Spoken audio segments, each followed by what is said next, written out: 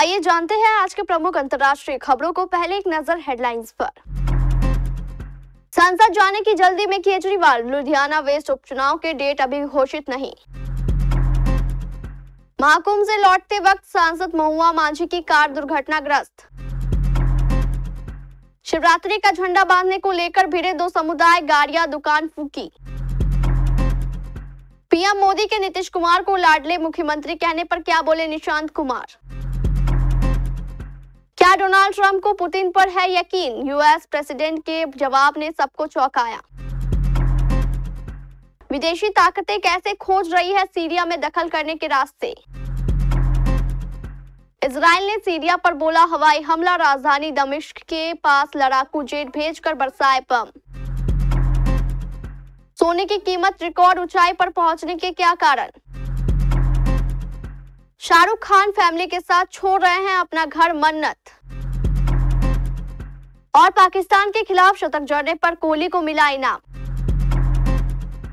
पंजाब में आम आदमी पार्टी के विधायक गुरप्रीत गोगी के निधन के बाद खाली हुई लुधियाना वेस्ट सीट के लिए अभी चुनाव आयोग ने तारीखों का ऐलान नहीं किया है, लेकिन आपने राज्यसभा के सांसद संजीव अरोड़ा को उम्मीदवार घोषित कर दिया। आपके द्वारा मौजूदा राज्यसभा सदस्य को विधानसभा उपचुनाव के लिए कैंडिडेट बनाने से यह अटकलें लग रही थी कि क्या अरविंद केजरीवाल पंजाब के रास्ते ही राज्यसभा जाएंगे। दिल्ली में आप संयोजक संजीव अरोड़ा के सरकारी मकान में ही रहते हैं। हालांकि आम आदमी पार्टी की तरफ से इस संभावना को खारिज कर दिया गया है। आम आदमी पार्टी द्वारा संजीव अरोड़ा को मैदान में उतारने से लुधियाना वेस्ट सीट सुर्खियों में है। 2022 के पंजाब विधानसभा चुनावों में इस सीट से आपके गुरप्रीत सिंह गोगी निर्वाचित हुए थे। झारखंड से एक बड़ी खबर सामने आ रही है। झामुमो से राज्यसभा सांसद महुआ माझी सड़क हादसे में घायल हो गई हैं। जानकारी के मुताबिक उनका हाथ फ्रैक्चर है। उनके साथ पुत्र, बहू और चालक को भी गंभीर चोटें आई हैं। घटना एलए सुबह 4 बजे लातेहार के सतबरवा में मां वैष्णवी फ्यूल्स के पास की है। सांसद को ऑर्किड हॉस्पिटल में भर्ती कराया गया है। महुआ माझी के साथ उनके 42 वर्षीय पुत्र सोमवीत माझी, उनकी बहू कृति श्रीवास्तव माझी और चालक भूपेंद्र को भी गंभीर चोटें आई। सभी को ऑर्किड में भर्ती कराया गया है। जानकारी के मुताबिक वे सभी लोग महाकुंभ स्नान कर रांची वापस लौट रहे थे। इस दौरान लातेहार के सतबरवा में उनकी कार की टक्कर हो गई। वहां पर पहले से ही एक ट्रक खड़ी थी जिससे ये कार टकरा गई। बताया जाता है कि थकान की वजह से चालक को झपकी आ गई थी, जिस कारण ये हादसा हुआ। झारखंड के हजारीबाग में शिवरात्रि का झंडा और लाउडस्पीकर बांधने को लेकर दो समुदायों में झड़प हो गई। इस दौरान आगजनी और पथराव की भी बात सामने आई है। सूचना मिलने पर पुलिस प्रशासन की टीम मौके पर पहुंच गई। पुलिस ने स्थिति को नियंत्रण में कर लिया है। झड़प को शांत कर दिया गया है। ये घटना हजारीबाग के इचाक थाना क्षेत्र के डुमरौन के हिंदुस्तान चौक पर हुई। बताया जा रहा है कि एक समुदाय के लोग यहाँ शिवरात्रि पर झंडा और लाउडस्पीकर लगाने की कोशिश कर रहे थे। इस दौरान ही दो समुदायों में झड़प हो गई। दोनों तरफ से काफी पथराव हुआ। इस झड़प के दौरान 2 मोटरसाइकिल, एक गाड़ी, एक टेम्पो और कई दूसरी गाड़ियों को भी आग के हवाले कर दिया गया। मुख्यमंत्री नीतीश कुमार के बेटे निशांत कुमार के बिहार की राजनीति में आने की खबर लगातार हेडलाइन में बनी हुई है, लेकिन निशांत ने खामोशी इख्तियार कर रखी है। एक बार फिर निशांत कुमार से उनके पॉलिटिक्स में आने पर सवाल किया गया तो एक बार फिर उन्होंने चुप्पी साध ली। हालांकि गौर करने वाली बात यह है कि इससे इनकार भी नहीं किया गया। जाहिर है कि उनकी खामोशी से भी राजनीतिक सरगर्मी और तेज हो गई है, क्योंकि इस दौरान उन्होंने जिस अंदाज में बोला कि उसके अर्थ सियासी हल्के में खोजा जा रहा है। दरअसल मुख्यमंत्री नीतीश कुमार की धर्मपत्नी मंजू सिन्हा की जयंती के मौके पर बेटे निशांत कुमार भी पहुंचे हुए थे। जब पत्रकारों ने उनसे राजनीति को लेकर सवाल किया तो वह एक परिपक्व नेता की तरह जवाब देते दिखे। अपनी मां मंजू कुमारी सिन्हा की जयंती पर बयान देते हुए कहा, मेरी मां की जयंती है और वो हमारे बीच नहीं है। इस बात का दुख है। वह जहां भी रहे खुशी से रहे। उनका आशीर्वाद मेरे पर बना रहे, यही कामना करता हूँ। अमेरिकी राष्ट्रपति डोनाल्ड ट्रंप ने कहा कि यूक्रेन से युद्ध विराम समझौता रूस के हित में है।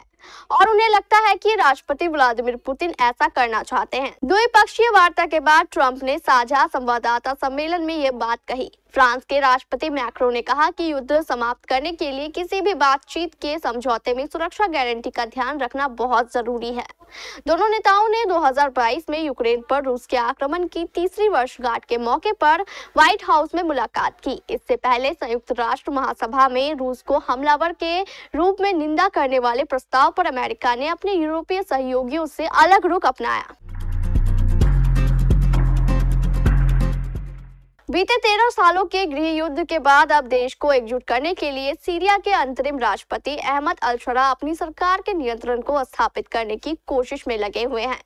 इस बीच उन्हें तुर्की जैसे देशों से आने वाले राजनीतिक दबाव का भी सामना करना होगा। दबाव अमेरिका की तरफ से भी होगा, जो इस क्षेत्र में अपने हितों की रक्षा करने की कोशिश कर रहा है। दिसंबर 2024 में इस्लामी हथियारबंद ग्रुप हयात तहरीर अल शाम और उसके सहयोगियों ने सीरिया की राजधानी दमिश्क पर कब्जा कर लिया था और पूर्व राष्ट्रपति बशर अल असद को रूस भागना पड़ा था।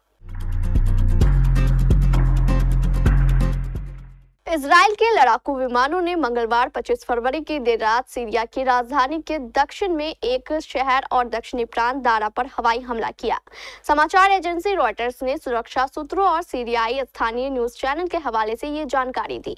शहर के निवासियों ने रॉयटर्स को बताया कि मंगलवार देर रात सीरिया की राजधानी के ऊपर कई धमाके और लड़ाकू विमानों के कम ऊंचाई पर उड़ने की आवाजें सुनी गई। इजरायली रक्षा मंत्री इजराइल केट्स ने एयर स्ट्राइक की पुष्टि की है। केट्स ने कहा है कि हमले इसीलिए भी किए गए ताकि सीरियाई बल या दूसरे आतंकवादी समूह दक्षिण सीरिया में आईडीएफ के बफर जोन का उल्लंघन ना करें। इसके पहले शनिवार को एक बयान में उन्होंने कहा था कि हम दक्षिणी सीरिया को दक्षिणी लेबनान नहीं बनने देंगे। वैश्विक बाजार में सोने की कीमत फरवरी में $2,900 प्रति औंस से ऊपर एक नए सर्वकालीन उच्च स्तर पर पहुंच गई। इस साल की शुरुआत से अब तक सोने का भाव 12% चढ़ा है। भारत की बात करें तो दिल्ली में सोने की कीमत मंगलवार को ₹250 मजबूत होकर 79,350 प्रति 10 ग्राम पर पहुंच गया है। इससे पहले 20 फरवरी को 99.9% और 99.5% शुद्धता वाले सोने की कीमत क्रमशः 79,450 और 79,050 प्रति 10 ग्राम के सर्वकालीन उच्च स्तर पर पहुंच गई थी। सोने की कीमतों में लगातार इजाफा होने के क्या कारण है? बॉलीवुड सुपरस्टार शाहरुख खान की तरह उनका आलीशान बंगला मन्नत भी पॉपुलर है। लोग किंग खान के घर के बाहर जाकर फोटो भी खिंचवाते हैं। वहीं शाहरुख खान इसी मन्नत की बालकनी से फैंस को अपना दीदार भी कराते रहे हैं। लेकिन अब कुछ समय तक ऐसा नहीं होने वाला है, क्योंकि शाहरुख खान अपनी फैमिली के साथ मन्नत छोड़कर कहीं और शिफ्ट हो रहे हैं। गौरी खान, आर्यन खान, सुहाना खान और अब्राम को लेकर शाहरुख खान इसी साल मई से पहले ही मन्नत को छोड़कर बांद्रा में पाली हिल में शिफ्ट होंगे। दरअसल मन्नत में रिनोवेशन का काम चल रहा है और ऐसे में रिपोर्ट्स की माने तो सुपरस्टार किराए के घर में शिफ्ट हो रहे हैं। आईसीसी ने बुधवार को लेटेस्ट वनडे रैंकिंग जारी की, जिसमें विराट कोहली को फायदा हुआ है। कोहली ने चैंपियंस ट्रॉफी 2025 के मुकाबले में पाकिस्तान के खिलाफ शतक जड़ा था। कोहली को इसका इनाम रैंकिंग के जरिए मिला है। वनडे बैटिंग रैंकिंग के टॉप 5 3 भारतीय खिलाड़ी हैं। शुभमन गिल टॉप पर हैं, जबकि पाकिस्तान के खिलाड़ी बाबर आजम दूसरे पायदान पर। कोहली पहले छठे पायदान पर थे, लेकिन वे अब 5वें स्थान पर आ गए हैं। कोहली ने पाकिस्तान के खिलाफ 111 गेंदों का सामना करते हुए नाबाद 100 रन बनाए। कोहली की इस पारी में 7 चौके भी शामिल थे। कोहली ने मुकाबले के दौरान रोहित शर्मा के आउट होने के बाद मोर्चा संभाल लिया था और भारत के लिए अंत तक खेले। टीम इंडिया ने यह मैच 6 विकेट से जीता था।